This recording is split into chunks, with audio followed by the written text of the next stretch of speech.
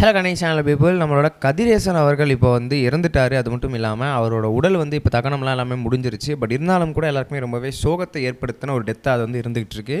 ஏன் அப்படின்னு கேட்டிங்கன்னா, ஒரு மனிதர் வந்து கிட்டத்தட்ட வந்து ஒரு ஸ்டாரோடைய அப்பா அப்படின்னு சொல்லி கிளைம் பண்ணி கோர்ட்டில் கேஸ்லாம் போட்டு அது ரொம்பவே வந்து சுவாரஸ்யமாக அந்த கேஸ் போயிட்டுருக்கும் சமயத்தில் திடீர்னு வந்து உயிரிழந்துட்டார் அப்படின்ற நியூஸ் எல்லாருக்குமே ரொம்பவே சோகத்தை ஏற்படுத்துச்சு.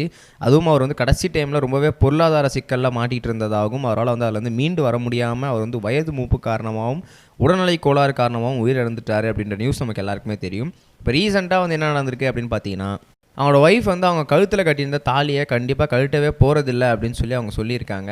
ஸோ அந்த கழுத்தில் அந்த தாலியை நான் வந்து கழட்ட மாட்டேன், ஏன்னா வந்து எங்கள் ஹஸ்பண்ட் கட்டி கொடுத்துருக்காரு, ஸோ அதை நான் கண்டிப்பாக கழட்ட மாட்டேன்னு சொல்லி ஒரு பெரிய சண்டையே போட்டிருக்காங்க. அது என்ன நடந்துச்சு அப்படின்றத உங்களுக்கு ரொம்பவே தெளிவாக ரிலாக்ஸ் பண்ணிக்கிறேன். நான் பேச கேட்க ரெடியாக இருப்பீங்க நம்புகிறேன். வாங்க ட்ராவல் பண்ணிக்கலாம். முதல்ல ஒரு முக்கியமான விஷயம் என்ன அப்படின்னு பார்த்தீங்கன்னா, கதிரேசன் அவர்கள் உயிரிழந்துட்டார். அது நமக்கு எல்லாருக்குமே தெரியும், ரொம்பவே சோகத்தை ஏற்படுத்தின ஒரு டெத்தாக இருக்குது. இப்போ அவங்க வந்து ஒய்ஃப் வந்து அந்த விஷயங்கள் எல்லாமே வந்து சம்பிரதாயப்படி முன்னணும் அப்படின்னும் போது தாலியை வந்து கழட்டணும் அப்படின்னு சொல்லும்போது அவங்க கண்டிப்பாக அதை பண்ண மாட்டேன் அப்படின்னு சொல்லியிருக்காங்க. ஸோ அதுக்கான காரணம் என்ன அப்படின்னு கேட்டிங்கன்னா, இந்த மாதிரி வந்து எங்கள் ஹஸ்பண்ட் எனக்கு ரொம்பவே ஆசையாக கட்டினார். ப்ளஸ் அதுவும் மட்டும் இல்லாமல் அதுக்காக நான் ஒரு பெரிய கனவே வச்சுருக்கேன்.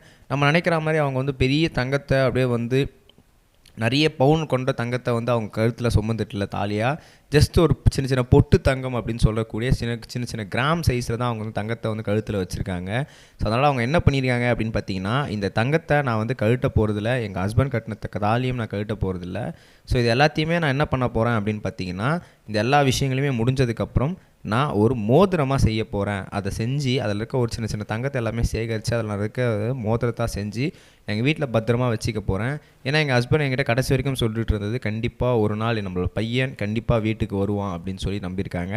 ஏன்னா வந்து அவங்க நம்பிட்டு இருக்கிறது என்ன விஷயம் அப்படின்னு பார்த்தீங்கன்னா, அவங்க பையன் சின்ன வயசுலேருந்தே வீட்டை விட்டு ஓடி போயிட்டான். ஸோ அந்த பையன் தான் தனுஷ் சார் அப்படின்னு சொல்லி அவங்க நம்பிட்டு இருக்காங்க. அது 2 பேரும் ஒரே ஜாடையில் இருக்கிறதுனால இப்போ அவங்க கண்டிப்பாக அந்த பையன் வந்து வீட்டுக்கு வந்துடுவார். எல்லா விஷயத்தையும் மறந்து நம்மளை பழைய மாதிரி அப்பா அம்மாவும் ஏற்று பார்க்க போகிறாரு. ஸோ அதனால் வந்து இப்போ என்ன நடக்க போகுது அப்படின்னு பார்த்தீங்கன்னா, அந்த தங்கத்தை அந்த பையனோட கையில் நம்ம வந்து மோதிரமாக போடணும் அப்படின்னு சொல்லி அவங்க நம்பிட்டுருக்காங்க. ஸோ அதனால் வந்து அந்த செயினை வந்து நான் வந்து எடுக்க போகிறது கிடையாது, அந்த தாலியை நான் வந்து கழட்ட போகிறது கிடையாது. ஸோ கடைசி வரைக்கும் வந்து அந்த தாலி என் கழுத்தில் இருக்க போகுது. ஒன்ஸ் எப்போ என் பையன் வரானோ அப்போ நான் அதை வந்து தங்கமாக மோதிரத்தை மாற்றி அவன் கையில் நான் வந்து அணிய வச்சு சந்தோஷமாக மகிழ்ச்சியாக அதை வந்து பார்க்க போகிறேன் அப்படின்னு சொல்லியிருக்காங்க. ஸோ கண்டிப்பாக என் கணவருமே இதுக்கு ஆசைப்பட்டிருப்பார். அது வந்து இதை பற்றி சந்தோஷமும் படுவார்.